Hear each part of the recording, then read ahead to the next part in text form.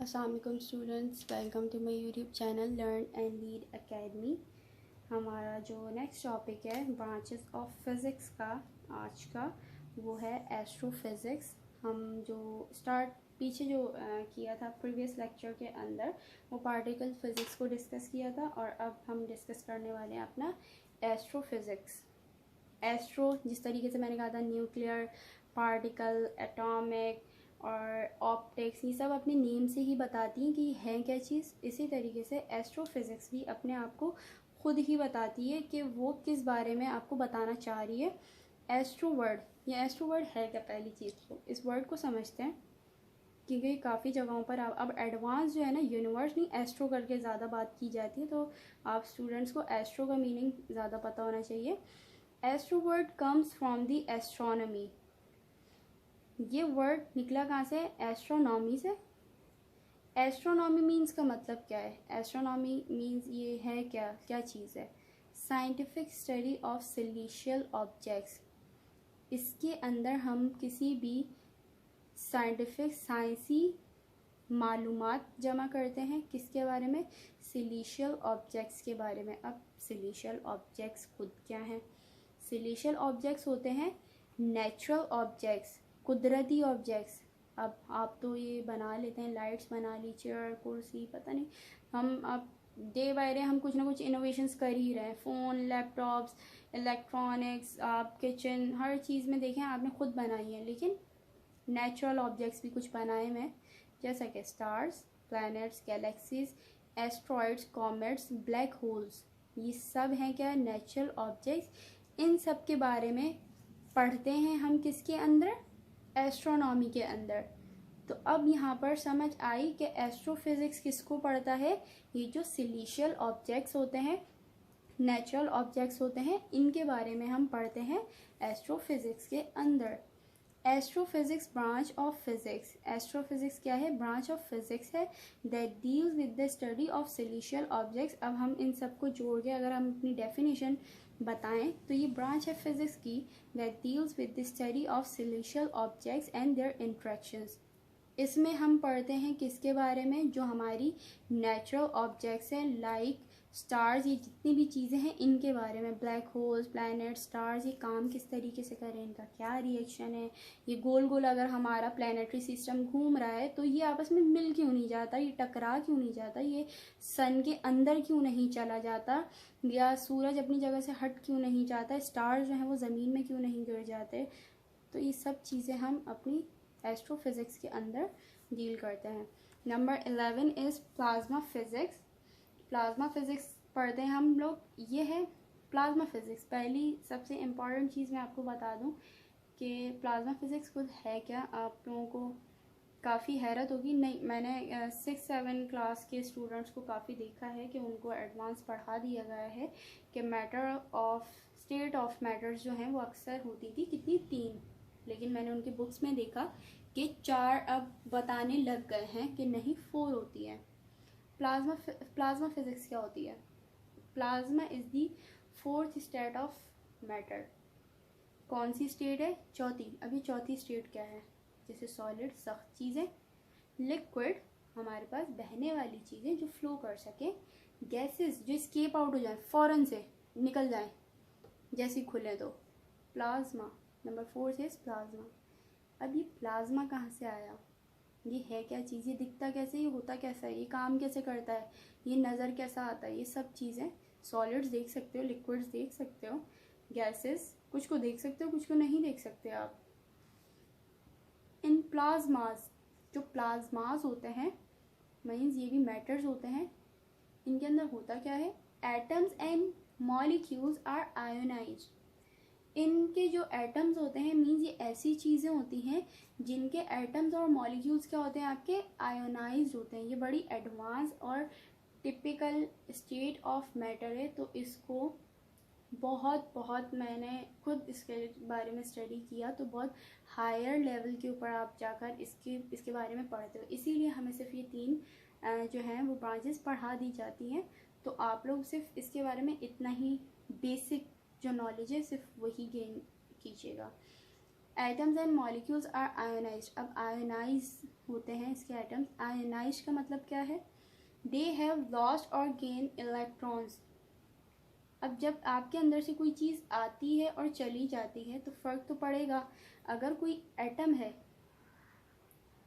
हम सिंपल कहूँ मैं, हाइड्रोजन एटम है मेरे पास, इसका एक ही इलेक्ट्रॉन होता है। जब ये अपना एक इलेक्ट्रॉन किसी को दे देगा, ये खुद अपने लिए किसी चीज इलेक्ट्रॉन को ले लेगा, तो क्या इसकी बॉडी पर फ़र्क नहीं पड़ेगा? ऑब्वियस सी बात है। जब हम किसी से उधार लेते हैं या देते हैं तो हमें फ़र्क पड़ता है। हम जब किसी को देते हैं तो तब भी हमारी स्टेट चेंज हो जाती है, जब हम किसी से उधार लेते हैं तो तब तो ऑब्वियस सी बात है हमारी स्टेट चेंज हो जाती है। तो इसी तरीके से हमारा कुछ काम होता है एटम्स के अंदर। होता ये है gain electron resulting in a mixture of charge particles. ये अपना इलेक्ट्रॉन या तो दे देते हैं, सिर्फ हाइड्रोजन की बात नहीं हो रही, सारे एलिमेंट्स की बात हो रही है। जितने भी पीरियोडिक टेबल में एलिमेंट्स हैं, ये जितने भी आप जानते हो, उन सब एलिमेंट्स के बारे में यहाँ बात हो रही है कि अगर वो अपना इलेक्ट्रॉन या तो निकाल दें या दे दें, मतलब गेन करें या लूज़ कर दें इस इलेक्ट्रॉन को अपने शेल से, तो वो क्या हो जाएंगे? पहली चीज़ तो याद रखिएगा, वो आयोनाइज कहलाएंगे। आयोनाइज का मतलब क्या होता है? उधार लेना या उधार देना। नेक्स्ट थिंग, फिर जब वो उधार ले लेते हैं और दे देते हैं वो एटम्स अपने इलेक्ट्रॉन्स को, तो वो क्या करते हैं? मिक्सचर बनाते हैं चार्ज पार्टिकल्स के साथ, जैसा कि आयंस और इलेक्ट्रॉन्स। अब इसने उधार लिया या दे दिया, अब इसके पास एनर्जी गेन हो गई या लूज हो गई, तो ये क्या करेगा? ये कोई जो नॉर्मल इलेक्ट्रॉन होगा, एटम होगा, जिसने कुछ इस तरीके का काम नहीं किया होगा, अगर मैं इसको उसके साथ जोड़ के कुछ बनाने की कोशिश करूँ तो ये किस तरीके से बिहेव करेगा? लाइक इसकी स्टेट अब चेंज हो गई है, इसने अपना ये लूज कर दिया या इसने गेन कर लिया ये इलेक्ट्रॉन, और फिर उसके साथ मैं कहूँ कि मैं लिथियम लेकर आ गई जिसके पास 3 इलेक्ट्रॉन्स है, 3 इलेक्ट्रॉन्स है। अब अगर मैं इस गेन या लूज हाइड्रोजन को इसके पास लिथियम के पास लेकर जाऊँ तो ये क्या बनेगा यहाँ पर? तो उसको कहते हैं हम प्लाज्माज, और ये मिक्सचर्स बनाते हैं। It is complex branch of physics, और ये बहुत कॉम्प्लेक्स ब्रांच है फिज़िक्स की, इसलिए इसको इतने एडवांस लेवल पे हम स्टडी करते हैं। Now the last and the least one is geophysics, physical quantity branches of physics का जो लास्ट हमारा ब्रांच है वो है जियोफिज़िक्स। जियो मीन्स, अब जियो का मतलब क्या है हमारे पास? जियो का मीन्स होता है यहाँ पर अर्थ, ब्रांच ऑफ अर्थ साइंस। इसमें हम पढ़ते हैं अर्थ के बारे में साइंस की मदद से। Geophysics applies the principles and methods. अब जो जियोफिज़िक्स है ये ब्रांच है बहुत बड़ी, इसके अंदर हम अप्लाई करते हैं किसको? Principles and methods and physical laws to study, मतलब मेथड, नए जो है मेथड यूज़ करेंगे, कानून यूज़ करेंगे, कायदे लगाएंगे, फिर उसके बाद हम जियोफिज़िक्स को स्टडी करते हैं। अब बात करते हैं कि किस तरीके से आपके अर्थक्वेक आते हैं, आपका समर चेंज होता है, आपकी जो ज़मीन की प्लेट्स हैं वो चेंज होती हैं, आपके समंदर में कुछ और है। ये सब जियोफिज़िक्स के अंदर ही तो आप डील करते हो। पहाड़ हैं, नदियाँ हैं, आपकी फ़िज़िकल अपीयरेंस, ज़मीन दिख कैसी रही है, ज़मीन के अंदर क्या है, नीचे क्या है, ज़मीन के ऊपर क्या है, ये सब आप जियोफिज़िक्स के अंदर पढ़ते हो। अर्थ फिज़िकल प्रॉपर्टीज़, इसमें पढ़ते क्या है कि जो ज़मीन है वो फिज़िकली दिख कैसी रही है, कहीं पे पहाड़ कैसे हैं, कहीं पे कुछ कैसा है, कहीं पे पौधे किस तरीके से, क्यों हैं, क्या वजह है, क्या खासियत है यहाँ पर ऐसी।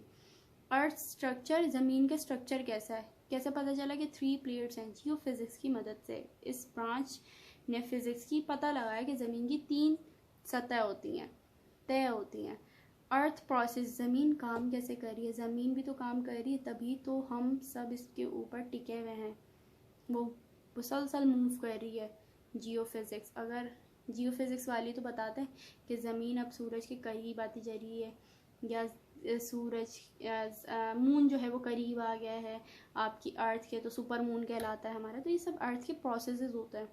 अर्थ चेंजेस, ज़मीन चेंजेस का मतलब क्या है? जो आपके अर्थक्वेक आते हैं, अक्सर ज़मीन बदल रही है, पहले कुछ और था स्ट्रक्चर, आई थिंक आज से अगर 1000 साल पहले लगाएं, फिर बड़े वो हुए, कह लो कि नबियों के वक्तों में अजाब आया, धरती जो है वो क्या हुई, दोबारा से पलट गई। हज़रत नूह अलैहिस्सलाम का वाक़या हम सुनते कि ज़मीन दोबारा से जो है पानी पानी हो गई थी, दैन उसके बाद दोबारा से यहाँ पर क्या हुई।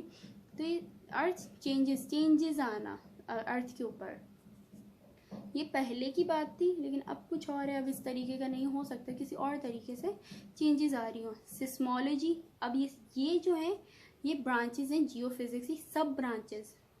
लाजमी नहीं है कि जो जलजलों को पढ़ रहा है वही पानी के अंदर की भी ज़मीन का बताएगा, और जो पानी के अंदर के ज़मीन जाए स्कूबा डाइव्स जो होते हैं, इस तरीके के जो गोताखोर होते हैं, ज़मीन के अंदर जाके पता लगाते हैं, तो लाजमी नहीं है कि वो आपकी क्या बताएंगे, ज़मीन की प्लेट्स हैं उनके बारे में बताएं। नहीं, हर काम के लिए हर एक स्पेसिफिक ब्रांच या फील्ड कह लो ज़रूरी है।